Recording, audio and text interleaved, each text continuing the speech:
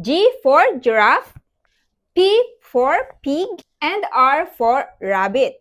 Ito yung isa sa pinakamagandang ipalaro sa mga kiddos ninyo para mabawas-bawasan ang screen time nila sa cellphone ninyo. Paano ba naman kasi aside sa natututo sila sa mga different kinds of alphabets, natututo din sila sa different kinds of animal. For example, letter I, ayan for iguana.